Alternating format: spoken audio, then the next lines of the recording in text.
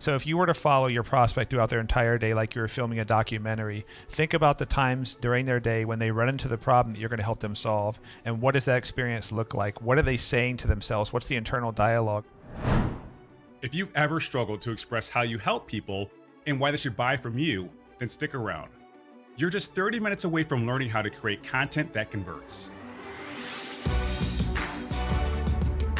This is the Launch Your Business podcast, because we know starting a business is challenging, but it doesn't have to be confusing. Each week, we'll give you the tactical advice and the necessary tools to scale your business without feeling burnt out. I'm Terry Rice, business development consultant and staff writer here at Entrepreneur Magazine. Let's dive in. I've written close to 100 articles for Entrepreneur Magazine, and as you may know, I used to be a digital marketing expert. So naturally, you might assume that I'm good at writing sales copy on websites and ads. I am horrible. Seriously, back when I worked at Facebook, that's the one thing I refused to do because I just wasn't good at it and had no desire to be good at it either. And I think it's because I'm so pragmatic and stoic. I don't intuitively put as much emotion or even psychology into my content. I'm kind of just a robot that wants to help people at times. But unfortunately, if you don't have good copy, your business will struggle, even if you are able to help people. And that's why I work with a sales copywriting expert for my programs. His name is Seth Czerepak, aka the Red Neo. Seth is the head marketing coach at More Capital, and that's a mastermind I belong to, and the world's premier expert on sales funnel copywriting. His professional experience spans multiple decades and includes founding a private music studio, building and managing 2 sales call centers, 13 years as a freelance direct response copywriter, and over 30,000 hours of one-on-one business coaching. Seth has helped hundreds of entrepreneurs become 6-figure earners and dozens more break the 7-figure-a-year mark. His signature copywriting framework, the Antifragile sales system, has been endorsed by direct response marketing legend Dan S. Kennedy and is the topic of his upcoming book of the same name, the Antifragile sales system. That's coming out in January 2024. So right now, you're about to get access to Seth just like I do. And we'll discuss the fastest way you can take your business from 6 to 7 figures, common mistakes entrepreneurs make on their websites and how to fix them, and how to make a stronger connection with your audience that leads them to make a purchase. Seth, how's it going today? Awesome. How you doing, Terry? Good. And I'm looking forward to this conversation because you've helped me out so much with my copywriting and my marketing. And I just want to share you with the audience. So I'm glad that you're here today. Very good to be here. Cool. So let's just start with the basics. What do you do? What's your background? My background is I started writing copy before I knew what writing copy was, back when I was a music teacher and just trying to get people into my music studio. And so I did that to put myself through college, writing ads for my music studio. And I didn't learn what copywriting was until many years later, but I used my copywriting skills to build call centers out in the corporate world by creating scripts, appointment setting scripts, sales scripts that were set records in the companies that I was in, selling high ticket products. And then after I've been doing that for a while, I figured out that there was this thing called copywriting that people would actually hire you for, and that I've been doing for a very long time, just basically creating words that would cause people to buy things, which I thought was the coolest thing. It was like the closest thing to magic that there was. And so I realized that I could become a freelance copywriter. I did that in 2009, left my job in the corporate world, making over $100,000 a year, and did that for 13 years as a direct response copywriter. And during that time, I got the opportunity to troubleshoot people's entire marketing funnels, from their ads all the way down to like their sales scripts, because I had experience in helping people in their messaging in all those areas. And so I've got somewhere around 30,000 hours of one-on-one experience working with people, helping them to improve their everything from their business processes to their sales scripts, their messaging, their branding, their offers, basically everything that it takes to take somebody from being a complete stranger to being someone who is a fan of your brand, almost on like a cult-like level. Well, I know everyone listening wants that, so I'm glad you're here today. But let's go back to the very beginning, because a lot of our listeners, they're making some kind of pivot in their career, and they might feel not super confident with this pivot. So on your end, you started doing copywriting before you even knew you were doing copywriting. Was there ever a moment where you're like, why do these people trust me to do this stuff? Did you ever have that imposter syndrome that plagues so many entrepreneurs? There are days when I have that before every call that I get on. But I think of imposter syndrome as really like, to me, it's that little kind of entrepreneurial conscience that is telling you to keep getting better and to keep getting better. As long as you're pushing yourself to get better and to get to the next level, you're always going to have this part of you that feels like you're standing on the precipice of a cliff because the unknown is in front of you whenever you're growing. So I think the way I think about imposter syndrome is that's my entrepreneurial conscience telling me that I need to show up as 100% every time that I have the opportunity. So that's the way I think about it. Let's hop into the nuts and bolts of it. You have this blog titled "The Only Way to Scale from 6 to 7 Figures." So what is that way? You have to get outside of your warm network, because a lot of people, your warm network is almost like when you put a plant in a pot and it grows, the root system grows so much that it can't grow anymore because it's literally grown to the confines of the pot, and you have to take it out of that pot and put it into a new one. That's what it's like when you go from marketing only to a warm network to expanding out to where you can reach to a cold audience. So being able to convert complete strangers, a cold audience, using paid ads to your customers is the way that you break out of that small pot of marketing only to the people in your warm network, and having access to almost a limitless sea of prospects. And that's, in my opinion, is the only way that you can grow to 7 figures, unless you just become a viral sensation overnight, which is a lot of time a game of luck. Yeah, it sounds harder. But you know what's interesting, because a lot of entrepreneurs, when they first start out, the way they build their business is through referrals, right? Their existing network. And those yeses are a lot easier because you don't have to convince people as much. But to your point, if you want to scale, you have to convert a cold audience. And on my end, I was very apprehensive to run ads or try to even speak to a cold audience, which is counterintuitive because I worked at Facebook before I started my own business, right? So it's like, why am I such a hypocrite? So use me as an example. Maybe why do you think people are maybe afraid to reach out to cold audiences? Well, there's so much risk involved if you get it wrong. You're literally sitting there watching the balance of your bank account go lower and lower and lower and nothing coming back. And that's a terrifying feeling for a lot of people. And also, some of it has to do with the fear of rejection. If I go out there and I put my ads out there, am I going to find out that I'm really not as good as I thought I was? I think that imposter syndrome is also part of that. So it's the financial terror of watching your dollars go out and nothing come back in. And I think it's also just a human thing, fear of rejection too. Yeah. And I think that's why it's so important to work with vetted experts who can help you with this stuff. Right. And the experts I like, they actually make sure you have a good business first. They're like, hey, like, what do you do? Have you ever sold anything ever? Because if the answer is no, then maybe you should start with your warm network, and the cold one's not going to fix these problems. And that transparency is appreciated. But you have another blog that you wrote called "Your First Step to Getting More High Ticket Clients." So we said, hey, look, we're going to step out of our comfort zone. We're going to talk to a cold audience. What is our first step here to getting more high ticket clients? I call it relevance, and I have an article on my website about this. Relevance means that your message has to be relevant to the conversation going on in their head every day surrounding the problem that you're going to help them solve. So if you were to follow your prospect throughout their entire day like you were filming a documentary, think about the times during their day when they run into the problem that you're going to help them solve, and what does that experience look like? What are they saying to themselves? What's the internal dialogue like? If I'm selling a product that solves like plantar fasciitis, which is pain in your heel, it's a pinching pain in your heel. If someone has that and my ad says, what is this pinching pain in your heel? It started out as a small pain and now it's gotten so bad you can't walk unless you have crutches. How would you like to be rid of that? I would say you've tried ice, you tried stretching, you tried all this other stuff. How would you like to be rid of that in 7 days or less with no medications? That person's going to respond to that ad because every morning that they wake up, they feel this pinching pain in their heel. It started out as a small pain and it got to a worse pain. That's the internal dialogue going on around that symptom. They may have no idea what plantar fasciitis is. Whereas a regular person would go, plantar fasciitis cure. Well, a person who's having that pain, who doesn't make the connection between that complicated problem and the symptom, is going to ignore the ad. And so the empathy of being able to enter the conversation going on inside a person's head is really the key to getting a cold audience to listen to you. Let's keep double clicking here, because I know you have an article coming out through Entrepreneur, and let me get the title here, where you're talking about scientific split testing. Right. And you mentioned the different product benefits that you can mention. So it could be fast, easy, powerful, safe, durable, enjoyable, stylish.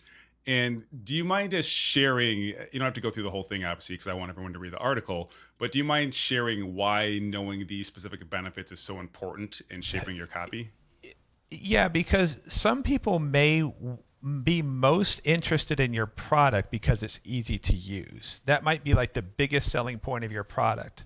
And if you're writing ads that talk about how durable the product is or how safe it is, you may get some people to convert. But if the majority of people, when they're actually looking for a product like yours, are looking for something that's fast and it's easy, and you rewrite your ads to have the words fast and easy and think like metaphors and different phrases that communicate to them that it's fast and easy, you're going to get better responses. And what I have people do is split test between these different selling points. So I might have a headline and opening copy that focuses on how fast the product is, and I might have another headline and opening copy that focuses on how safe it is, and see which one of those outperforms the other. And if the safe one outperforms the other, I haven't just learned which ads won. I've now learned something very important about how my target market evaluates my product. And I know that I'm going to lean on safety, not just in that ad, but in every single ad that I create, including my emails, my cold traffic ads, sales pages, so on and so forth.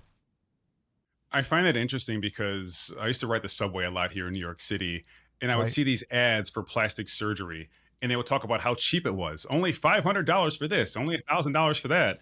And I'm like, dude, I'm not trying to save money on this. Like, this is not Right. like, where's the coupon for plastic surgery? I'd want to hear, safe, reliable, how I'll feel afterwards, so on and so forth. So that's obviously a mistake, in my opinion, in their marketing. But what are some other common mistakes that people make, let's say on their sales page for their website? Well, the most common mistake I see people make is they'll try to, a lot of the time people's best lead or their best headline is usually about 3/4 of the way down or 1/4 of the way down the page. So what I look for is what I call buried leads. A lot of time there's too much throat clearing, too much preparation before they actually get to the point. And a lot of times you can chop off the top of a sales page, find the buried lead, move that up to the headline, and increase your conversions right away. The other thing I think people do is they don't really get into the conversation going on in the person's head soon enough. And when they do, they may not understand whether the person is the type of person who moves towards a positive benefit or who's moving away from pain. Some products, when you sell them, you want to think about really leaning on the pain because people are buying it to get out of pain. Some products and some audiences, entrepreneurs are a good example, they're so enthusiastic and so optimistic that if you talk about the pain too much, they're going to get bored with it. And so you really need to talk about like the pleasure point. And so those are mistakes I see people make in their openings and headlines a lot. One thing I've noticed, and this is kind of basic, is people who put services at the top of their services page. It's like, okay, Right. we get that. Why why are we spending real estate on this? So I think you gave a better response to what I would normally say. Well, that's a good one too, though. Well, thanks. Thanks for the confirmation there. But let's go deeper here because I know you're a pro at creating overall sales funnels too. So I was talking to this one person the other day, and they wanted to get more clients for their consulting company, and someone told them to write a book. Like, you got to write a book. It's going to be the best way for you to grow your brand, get on stages, and get more clients.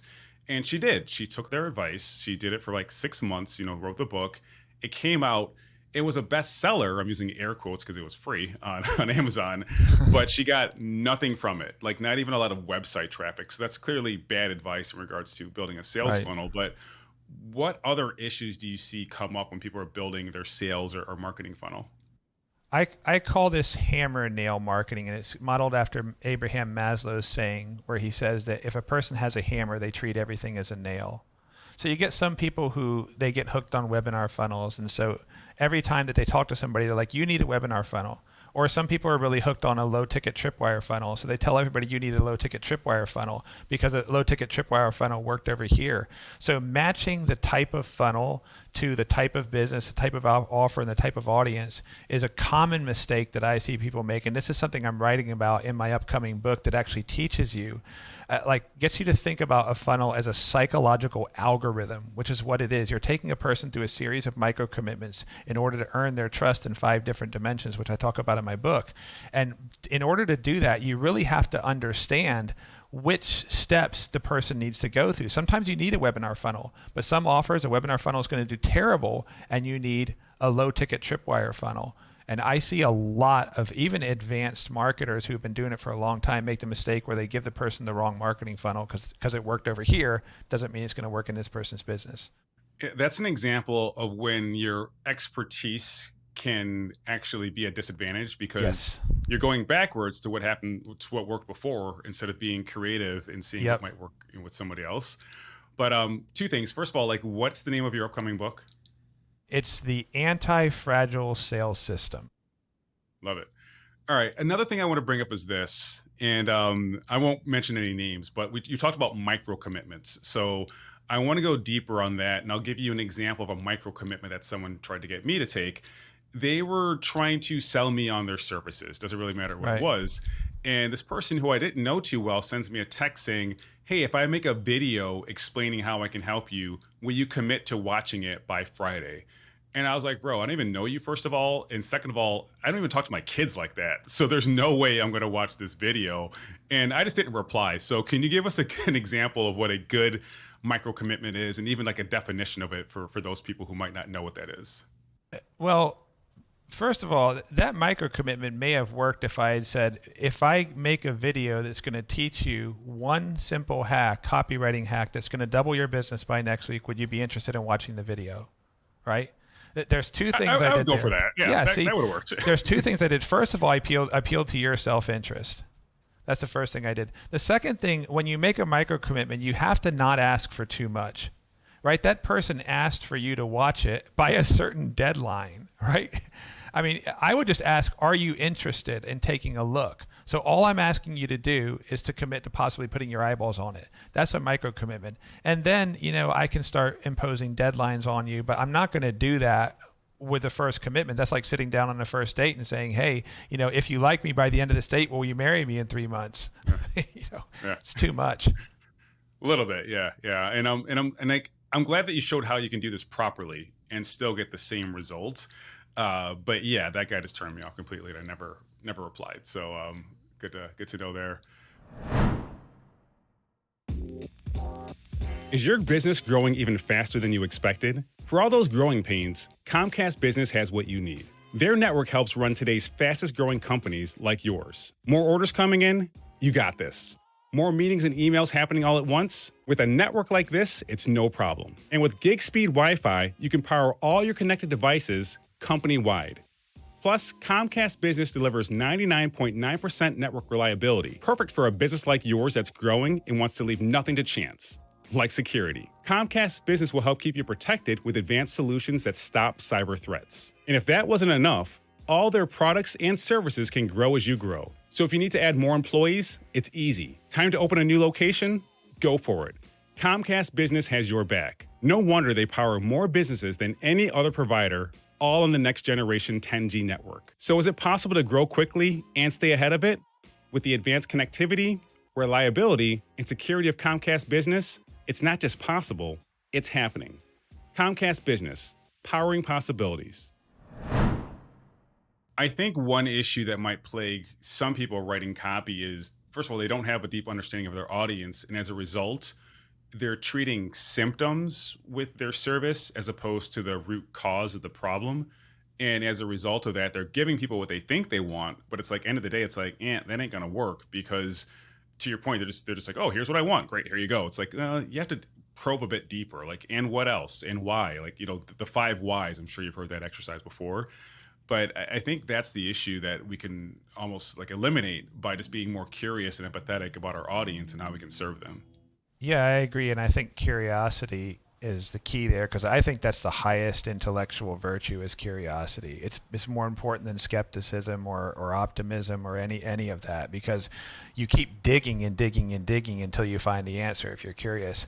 If you're just skeptical or if you're just trying to prove yourself right, you're only going to dig until you find something that validates what you already know. That's a good point. And the thing is, if you're not curious about your audience and their issues and like what's going through their head, that tells me that you're not mission driven. Like, you're not that, I don't want to say passionate about your business, but you don't care that much if you won't put that effort into learning more about your audience so you can communicate with them more effectively and create better solutions to their problems as well. So it's kind of a gut check. Like, if you're doing that and you're like, "Oh man, this blows," like, maybe you shouldn't be doing this in general, because it's like, that's part of the business is being in service. Yep. Let's talk about just creating content in general, because on my end, like, I'm most creative between 4:30 a.m. and 11 a.m. And that's, I know it's weird, but in between that, I have kids who have to get dressed, go off to school, get fed, and all that stuff. Right. So I can't just work straight through. And I often have to try to get in the zone later on in the afternoon to get in that creative or critical thinking zone to create good content. So I'm wondering, do you have any tactics or techniques for how you just get in your zone that you can share with us in order to execute and be more creative and empathetic? Well, this may not work for a lot of people, but I put headphones on and listen to heavy metal or gangster rap when I am writing copy. Like one of my favorite albums to write copy to is Megadeth's Rest in Peace, which is like one of the hardest heavy metal albums ever. But what that does is it shuts out everything on the outside, and really I'm in my own world when I'm doing that. I think also working only during times when your creativity is at peak, which for me is about 4 or 5 o'clock in the morning. I told the most transformative thing I did as a copywriter was I spent an entire year getting up every morning at 5 o'clock, and between 5 and 6, all I would do is just write headlines and write headlines. And the reason I wrote headlines is because it got me into this meditative state that you can only get into when you're doing a repetitious task, instead of having to do all this task switching. Because task switching is what, shuts down the creative brain, because it engages the left brain. And so I would just take one thing that you focused on during an hour or two in your most peak creative time, and just exhaust yourself on that one thing, and do it every single day for a year. And I think people will be astonished at how good they'll get at something if they focus only on one thing during their peak creative time, and do something that cancels out all the outside noise. I was not expecting to hear heavy metal and gangster rap juxtaposed, but that's like my workout mix. But Yeah. but no, I dig the thought that, hey, you have to get in the zone. And for me, it's repetitive music as well. I'll listen to the same song actually Right. over and over again, because sometimes the task switching is, do I like this song? And if the Yeah, answer is no, right. then you're shuffling along. So I don't want to take up too much of your time, but I want to have you back just to talk more about personal development and human achievement and mindfulness, because you just have so much cool stuff to talk about, and that's why It's I one of appreciate my our favorite exchanges. subjects. Yeah. All right, so we're gonna that sounds like a verbal yes to me that that you're Yeah, ready to come definitely. back. But for now, where can people learn more about you and your work and in your books? Yeah, so I announce everything that I do on my social media channels. I mainly use Facebook. So my first and last name, which I guess you'll probably share with a guest somewhere in writing, but my last name is Czerepak. So it's Seth Czerepak. You can find me at SethCzerepak.com. You can look me up on Instagram at Seth.Czerepak.com, on LinkedIn and on Facebook, and everything that I announce in terms of my books that are coming out, where you can pre-order them, where you can buy them, where you can subscribe to the newsletter that I don't have yet, or where you can find my blogs, is all going to be announced on social media. So connect with me on one or all those places is the best thing to do right now. Awesome. So I'm going to ask you one more question. It's going to be very open-ended. Okay. What is one life lesson that you wish you learned sooner? Gosh, there's so many. I think being in a hurry to get a result a lot of the time is the longest way to go about something. I think I would, if I could go back, if I could talk to my younger self, I'd tell him many things. But if I could only tell him one thing, I would say, take your time with things. Because a lot of the time, being in a hurry, if I look back on my life, being in a hurry with things, and I finally did get this under control several years ago, but being in a hurry has really prolonged my success in many, many, many areas. So that would be the one thing. All right, Seth, thanks again for that. I mean, as expected, that was a valuable gem. So thank you for that. And I look forward to chatting with you again. Same here. Thank you, Terry. And that's our show for today. You can learn more from Seth by visiting his website. I'll spell it for you. SethCzerepak.com. And be sure to check out his podcast, The Antifragile Entrepreneur, where you'll learn how to build a business that generates bulletproof profits and develop the character traits of a resilient and self-reliant entrepreneur. Thanks again for listening, and I'll catch up with you next time. Apply what you've learned on today's show. You'll find the show notes and more resources at terryrice.co/podcast. Again, that's terryrice.co/podcast. And the best way to support this podcast is by subscribing, telling a friend, and leaving a review. Also, you can get more tips by following me on Instagram at It's Terry Rice or follow me on LinkedIn. This episode was produced by Josh Wilcox of Brooklyn Podcasting Studio and edited by Dan Lardy. Special thanks to my wife, Dominique, for keeping our kids relatively quiet as I recorded. Thanks again for listening. I'll see you next time.